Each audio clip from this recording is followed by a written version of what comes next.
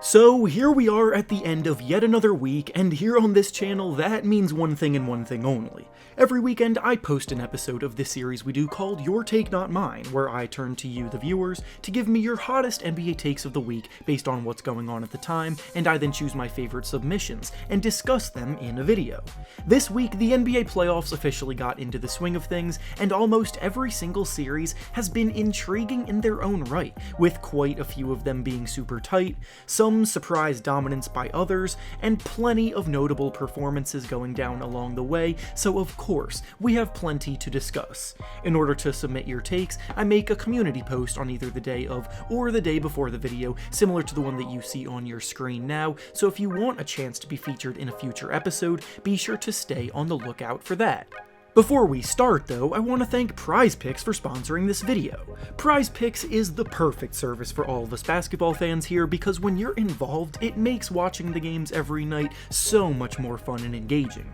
Basically, it's an application that provides you with lines on all kinds of individual player props, such as points, rebounds, assists, three-pointers made, amongst others, and you simply have to choose whether you believe they will record over the set amount in the line or under the set amount in the line. Make your selections, wager however much you want to, and if your picks hit, you can win some big money. For some picks that I'm looking at making for today's slate of games, I'm thinking of going with Nikola Jokic to score over 28.5 points, Kevin Huerter to score over 11.5 points, and Klay Thompson to make over 3.5 threes. If this sounds at all intriguing to you, then go use the link down in the description of the video to sign up today and use promo code REFERENCE to receive a 100% deposit match bonus up to $100. Once again, thank you to Prizepix for sponsoring this video. Now let's get back to the topic at hand. The first take we'll be discussing today comes to us from Frido, and he says that with Ben Simmons set to finally return to the court for the Nets in their next game,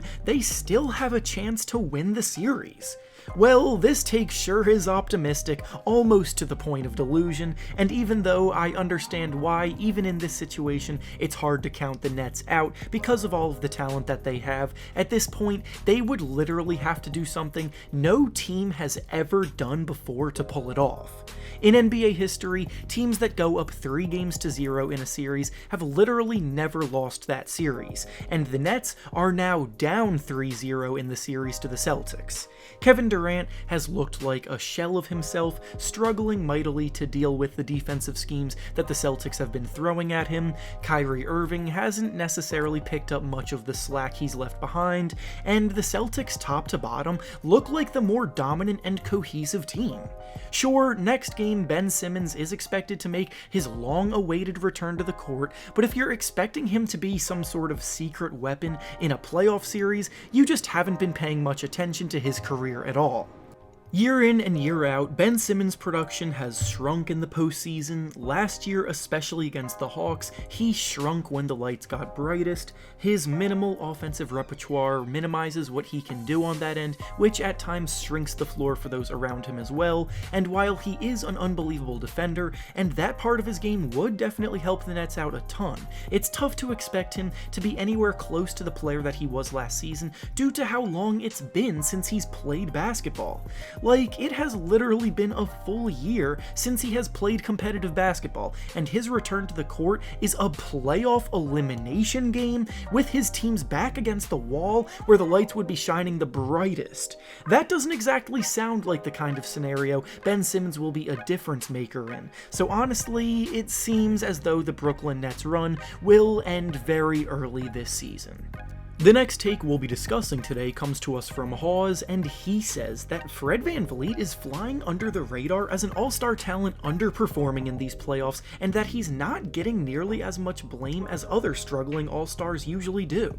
The one thing that reigns true across the league by basketball fans is that if you are an all-star caliber player, people will expect you to perform as such during the playoffs when the games mean the most. Sure, at times they can go a bit overboard with the slander and negativity thrown at the athletes after a bad performance, but in general, all-stars are held to a higher standard, which is how it should be because they're supposed to be their team's best players. Additionally, if you go back and look at how the general perception of each series would go down before they began, you would have seen that the Toronto Raptors were one of the most popular picks amongst lower-seeded teams to win their series against the Philadelphia 76ers, so there clearly was belief in this Raptors team to compete with the Sixers. Now fast forward to the present, and the Raptors are down 3-1 in the series after finally getting their first win in the series yesterday before going down 3-0. And Van Vliet has definitely been at the heart of a lot of their struggles. Last game, he did get injured early on, so I won't hold that one against him,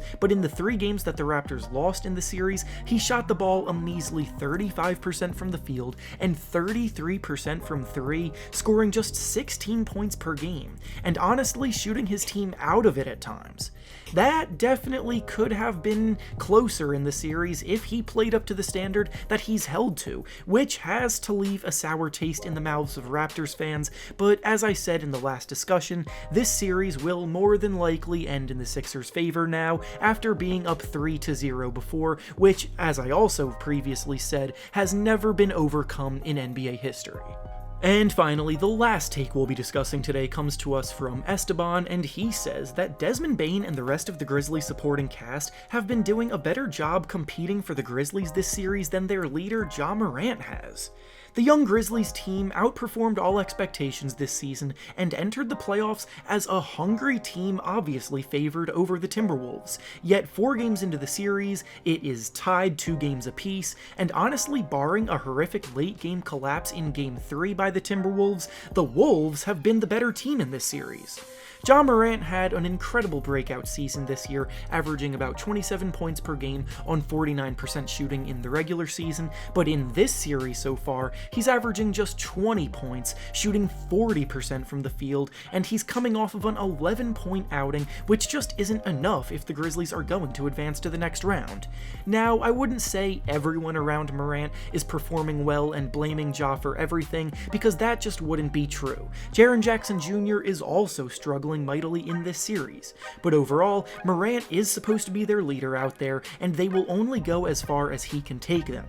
Now, in prior videos, some of you already know that I've stated that the Grizzlies' struggles could have been predictable, because they were the team that relied the most heavily on transition offense in the regular season, and as we all know, the game tends to slow down in more meaningful playoff games. But even with that being said, the Grizzlies should still be able to take care of business. You never know what you're going to get from the Timberwolves because their primary guards have tendencies every now and then to take bad shots and shoot their team out of games, and Karl Anthony Towns isn't always as heavily featured or as aggressive as he should be, so while these teams have matched up really well with each other, the Grizzlies just need a little bit more consistency from Ja Morant to be able to take care of business. And with that being said, that's all I have for you today. Make sure to like the video, subscribe to the channel, and comment down below what you thought about the takes that we discussed today. Thanks for watching, and I'll see you all next time.